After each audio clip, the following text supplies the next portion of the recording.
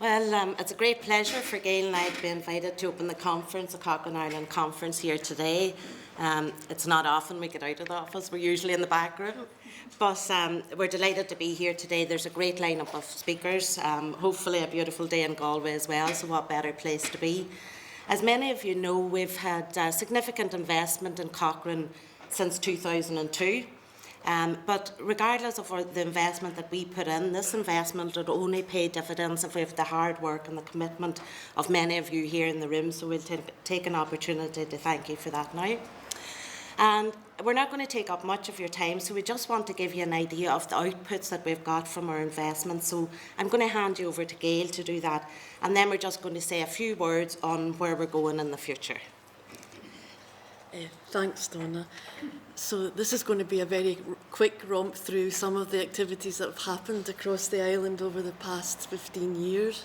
And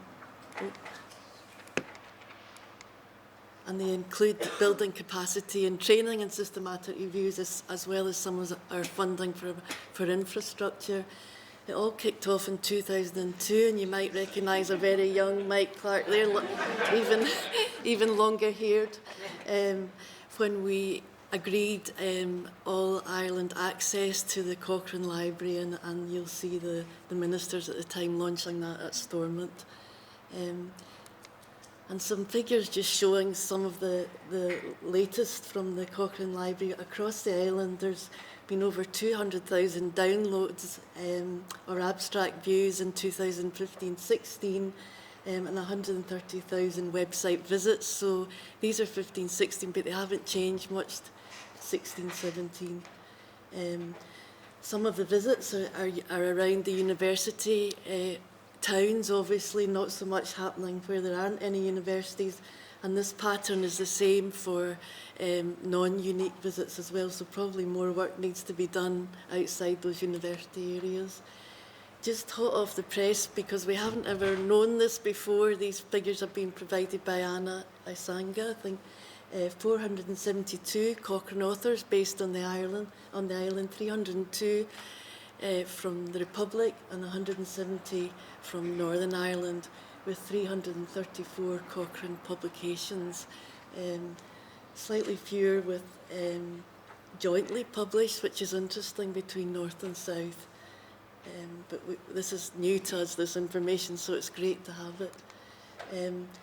And we often wonder whether Cochrane reviews actually make an impact, but we know that of almost 50% of those full text publications by Cochrane Island authors have resulted in influencing 274 guidelines across the world.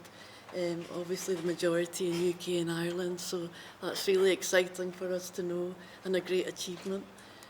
And these are the top 5 cited papers in the Republic of Ireland. You can see that quite a few of the papers have resulted in influencing a lot of guidelines, and Declan's obviously been very busy there, not twiddling his thumbs, because he's cited quite a lot.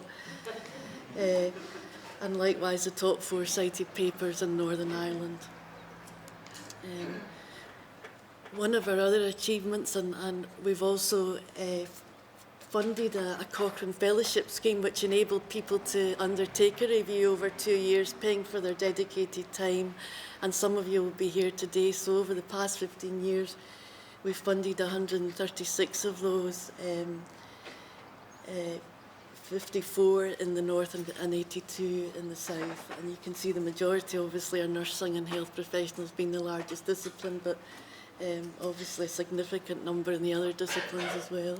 And thanks to Sarah Lord, who for all these years has administrated this course.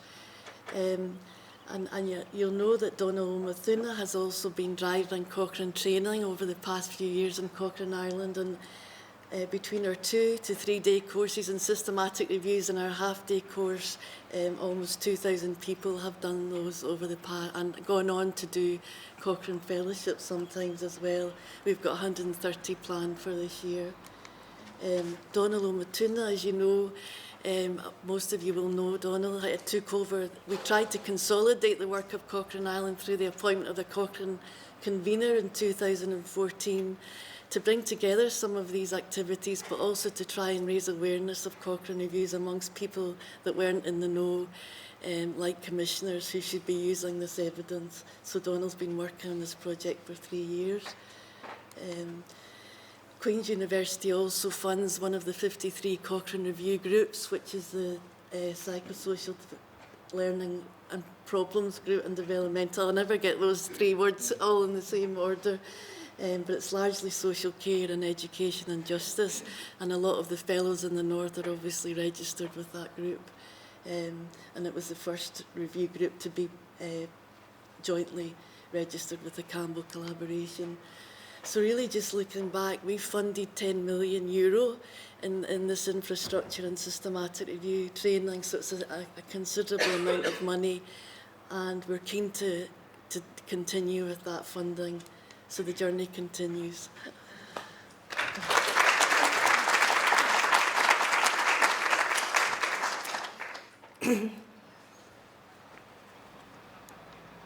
So as you can see, our investment has made quite an impact.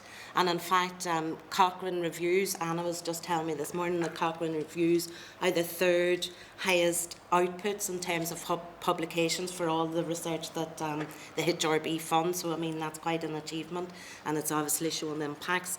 As Gail has mentioned, we've started funding Cochrane Ireland to kind of network, consolidate activities around Cochrane and network people. This has happened. We've got our training, as you see, is on the increase.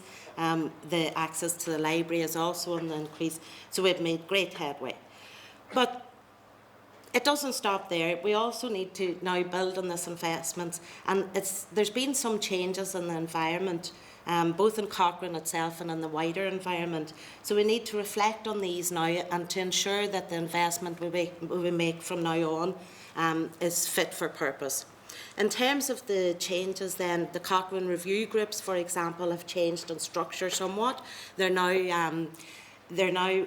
want to focus on priority areas, and also they would prefer to have expert reviewers leading systematic reviews surrounded by a team of reviewers. So we need to look at our Cochrane training fellowships and look at that model and revise it to adapt to these changes. Also, as reviews become more complex, we've seen some delays in the completion and also in the publication of reviews from Cochrane Training Fellowship. So we just want to address that. We want to give people more support so that they can complete the reviews on time. And also, in the wider environment at national level, and I suppose to a certain extent arising from the National Clinical Effectiveness Committee, which 2 colleagues are here. So we've had more requests around providing support for capacity building in other types of reviews. So reviews that are not about interventions or